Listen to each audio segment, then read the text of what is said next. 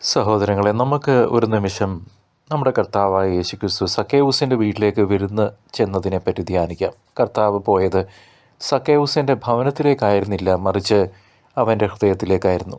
ചുങ്കക്കാരനായ സക്കേവൂസ് ഒരുപാട് തെറ്റുകൾ ചെയ്ത വ്യക്തിയായിരുന്നു, നമ്മെപ്പോലെ തന്നെ. എന്നാൽ യേശുവിനെ കാണുവാനുള്ള അതിയായ ആഗ്രഹം അവനെ ഒരു മരത്തിൽ കയറാൻ പ്രേരിപ്പിച്ചു.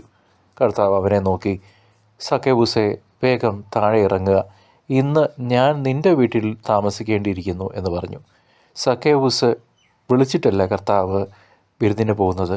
കർത്താവായിട്ട് സക്കേവൂസിനോട് പറയാണ്, ഞാൻ വരുന്നു നിൻ്റെ വീട്ടിലേക്കെന്ന്. ഈ വാക്കുകൾ സക്കേവൂസിൻ്റെ ഹൃദയത്തെ വളരെയധികം സ്പർശിച്ചു. അവൻ സന്തോഷത്തോടെ കർത്താവിനെ സ്വീകരിച്ചു.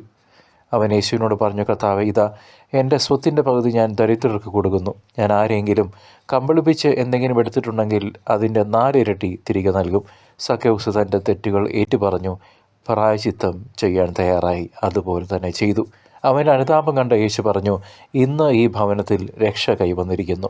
സഹോദരങ്ങളെ, യഥാർത്ഥ അനുതാപം നമ്മുടെ ജീവിതത്തെയും കുടുംബത്തെയും മാറ്റിമറിക്കും എന്നതിൻ്റെ ഉത്തമ ഉദാഹരണമാണ് ഈ ഉപമ.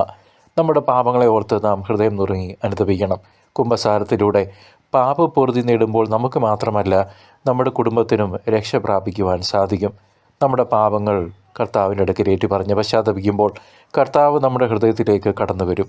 ആത്മാർത്ഥമായ മാനസാന്തരം നമ്മെയും നമ്മുടെ കുടുംബത്തെയും ദൈവരാജ്യത്തിന് അവകാശികളാക്കും.